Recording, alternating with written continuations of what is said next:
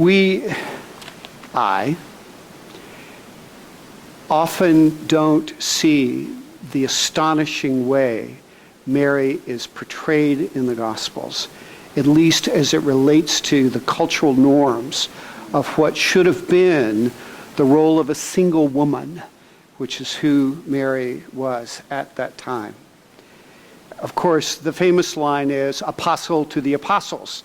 She was named that because as an eyewitness to the resurrection, she was the one that went and told the men in hiding that what the angel had told her. And she is always remembered precisely because of that. But quite honestly, this is in some ways the culmination of a whole history that she had with Jesus and his disciples. I mean, you have to remember, if you were a single woman, you were under the care of somebody, male, a father, an older brother, and they were the ones that interacted with the public. You, in fact, did not. You did not talk to anyone unless he was your relative. And so for her to take the position that she did, obviously a person of independent means who financially supported Jesus and his disciples, who traveled with him, literally from what point we do not know, except there is the story about Jesus casting 7 demons out of her. And that's presumed the point at which she, in essence, became a part of the band. But that's an assumption. We don't actually really know when it began. And in the midst of all of this, really sort of, there she is, again and again and again in the life of the gospel reading. Once she makes the announcement, once the resurrection happens, Jesus is ascended into heaven, she falls off the map. While we have lots of stories about what happened to some of the other disciples who went, like Thomas, to India, and other stories like that in terms of where they went as missionaries, we don't know anything about what happened to Mary Magdalene after that. There's, of course, a lot of stories. You know, she was in the Swiss Alps. She ended up in Ephesus with John the Apostle. But honestly, we don't know. There's literally no evidence anywhere of where it was that she went or what happened to her after the I have seen the Lord announcement and its aftermath. 2 groups of people identify with Mary Magdalene. One is, it should give courage to anyone who thinks he or she is unworthy to be a disciple and a herald of Jesus. Because at all levels, not the least of which is a shady past, although that's actually an assumption. It wasn't until Pope Gregory in the 500s called her a prostitute that actually got into the canon. We don't really know where she got her money. It's sort of like putting 2 4/6 together, single, independently person who could just travel on her own and had an income. Well, how did a single woman get an income if she wasn't getting it for a family? Unless she was a person of some inherited wealth. We don't know. But in the midst of all of that, given the adversities of what she actually had to come, what the story of her life was that resulted in the need of a rather dramatic exorcism, we have no idea. But the story really is a story of grace. That in the spite of all of what it is that she had endured, her social position and all of those things, she really was, in fact, an apostle. And that's something for which she can give thanks. I want to read you a quote. This is from a book by John Barclay on Paul and the Dynamic of Grace. It applies.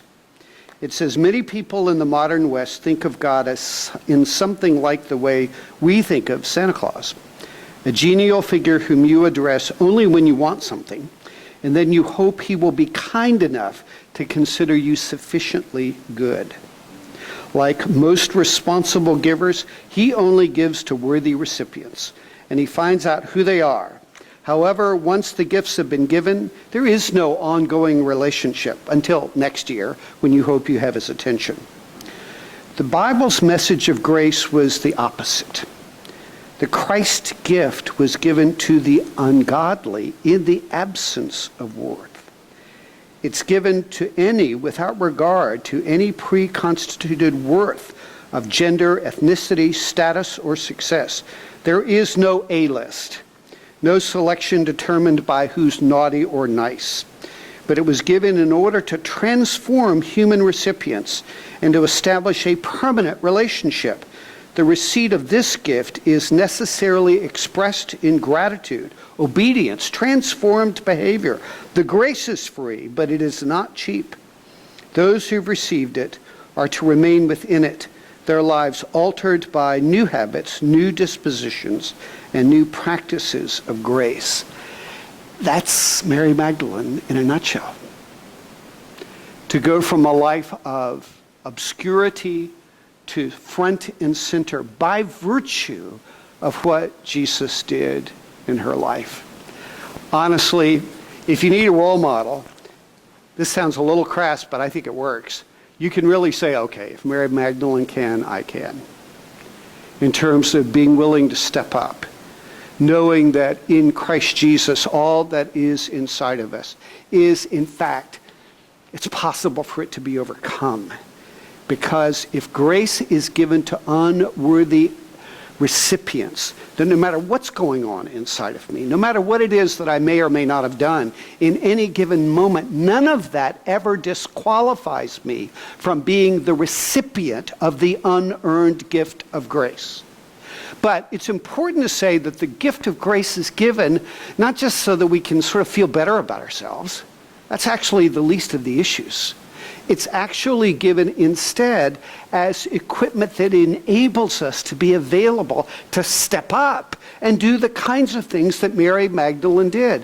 Whether it's in the obscurity of giving to the undeserving, even when we don't want to, or stepping up in a very public way and speaking up on behalf of Jesus of Nazareth as one of his followers, the whole spectrum does in fact require of us a supernatural ability not to be self-centered. Right? And so the recipient of grace understands that I've received something that I do not deserve, so that I may give at my own personal cost to the undeserving. That's the flow in and the flow out. In other words, it doesn't flow in for me to turn around and all of a sudden become Santa Claus incarnate. And let me say, who should I really take care of this morning? And what have they done for me? It doesn't work like that. The undeserving recipient allows the flow outward of grace to the undeserving that we give, because that's who we are. That's who Jesus has declared us to be, as undeserving but grace-filled givers. That's why Mary is an apostle to the apostles. Remember, she really could have said, if they want to go, they should find out for themselves. I'm putting myself at risk here, which in fact she was. Actual danger. But the message of her life is, if Mary can do it, I can do it. But more importantly, because I'm the recipient of the same kind of grace, I too can allow that undeserved grace flow through me to anyone, no matter who they are. Amen.